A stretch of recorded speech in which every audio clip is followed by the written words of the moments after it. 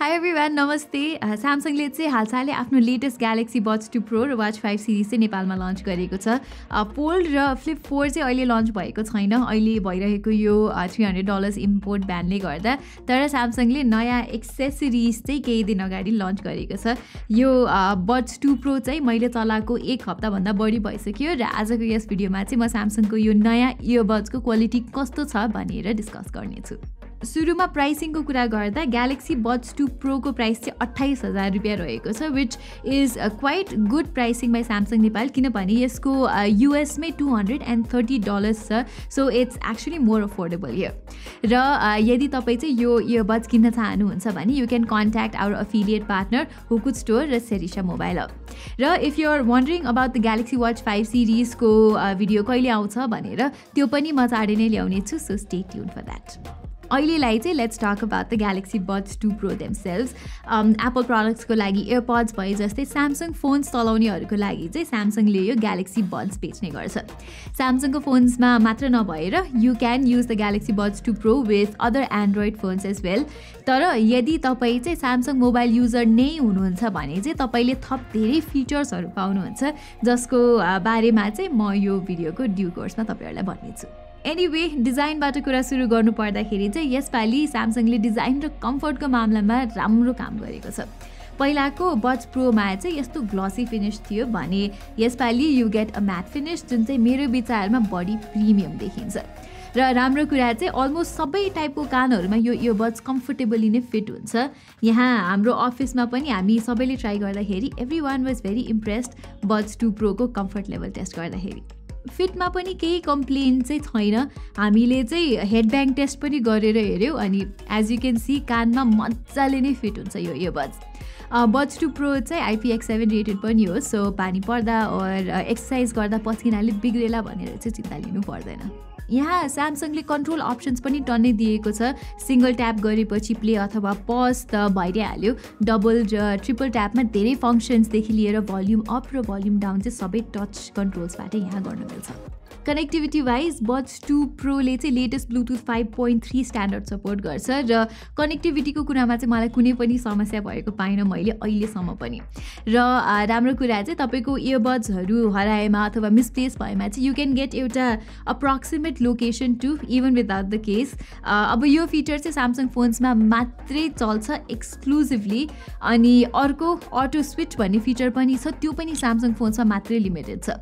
Auto switch भनेको चाहिँ तपाईँले इयरबड्सलाई एकैचोटि दुईवटा डिभाइसेससँग कनेक्ट गर्न मिल्ने फिचर हो। मुभिङ अन, यसपालिको Buds 2 प्रोमा चाहिँ स्यामसङले अझै बेटर नोइज क्यान्सलेसन दिएको छ। लो एम्बियन्ट साउन्ड त मजाले क्यान्सल आउट नै गर्छ, तर त्यो अलिकति तिखो टाइपको साउन्ड हुन्छ नि, मकेनिकल किबोर्ड्समा टाइप गरेको अनि हर्न बजेको टाइपको नोइज चाहिँ कम्प्लिटली क्यान्सल आउट भन्ने चाहिँ गर्न सक्दैन यसले। र पहिलाको बड्समा भन्दाखेरि चाहिँ यसपालि Galaxy Buds 2 प्रोमा ANC मोड अन गर्दाखेरि चाहिँ साउन्ड क्लिन छ र एम्बियन्ट साउन्ड मोडमा पनि बढी नेचुरल सुनिन्छ। ल अब चाहिँ अडियो क्वालिटीको बारेमा कुरा गरौँ है त। पहिलाको Galaxy Buds Pro को साउन्ड चाहिँ एकदमै मजाको नै थियो, सो त्यस्तो धेरै इम्प्रुभमेन्टको निड नै चाहिँ जस्तो थियो जस्तो लागेन मलाई। र यसपालि अलिकति सानो ड्राइभर युनिट्स भए तापनि अडियो क्वालिटी चाहिँ Galaxy Buds 2 Pro को अति नै राम्रो छ। अडियो सुन्दाखेरि चाहिँ क्वालिटी एकदमै फुल सुनिन्छ अनि यहाँ इन्स्ट्रुमेन्ट सेपरेसन पनि मजाको छ अनि राम्रो साउन्ड स्टेज छ। भन्नुको अर्थ चाहिँ गीतमा हुने हरेक बिट र नोट चाहिँ राम्रोसँग यसले छुट्याउन सक्छ। अनि बेस मन पराउने मान्छेहरूको लागि पनि यो इयरबड्स चाहिँ एउटा राम्रो अप्सन हो। यहाँ चाहिँ एकदमै वेल डिफाइन्ड टाइट बेस छ र यसमा भएको डाइनामिक भन्ने प्रिसेटमा चाहिँ तपाईँले एकदमै नै लाइभली अडियो र क्लिन बेस पाउन सक्नुहुन्छ।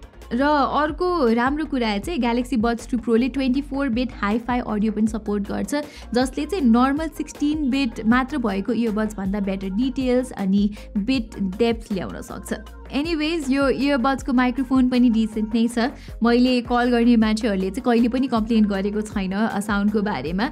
यसले एम्बियन्ट नोइज चाहिँ मैले सोचेको भन्दा अलि बढी पिकअप गर्दो रहेछ, तर as I said the audio quality is not bad. अनि गेमर्सहरूको लागि यहाँ छुट्टै गेम मोड पनि छ, तर यो फिचर पनि स्यामसङ फोन्समा मात्रै लिमिटेड छ र नन स्यामसङ फोनमा गेम खेल्दाखेरि चाहिँ लेटेन्सी निकै नोटिसेबल छ यहाँ।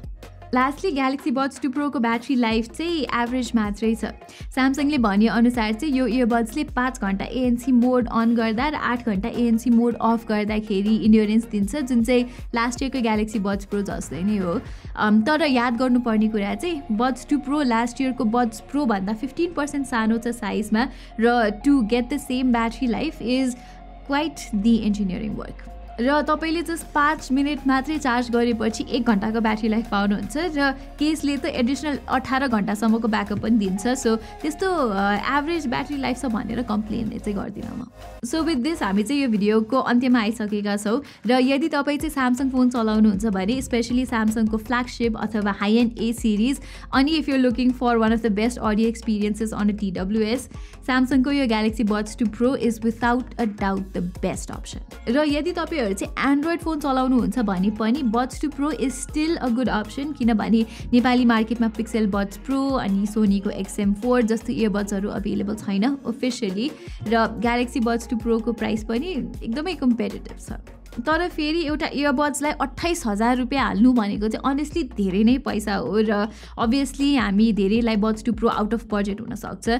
So if you want very similar audio quality तपाईँले स्यामसङको लास्ट इयरको ग्यालेक्सी बड्स 2 भन्ने पनि किन्न सक्नुहुन्छ, जसको प्राइस चाहिँ 18,000 रुपियाँ रहेको छ।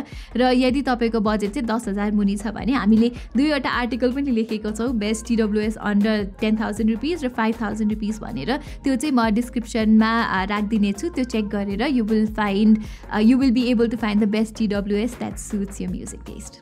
So that was all for this video. तपाईलाई यो भिडियो राम्रो लाग्यो भने चाहिँ तल लाइक बटन थिचेर हाम्रो च्यानललाई सब्स्क्राइब गर्न नबिर्सिनु होला। यति भन्दै म प्रतिमालाई पनि बिदा दिनुहोस्। धन्यवाद।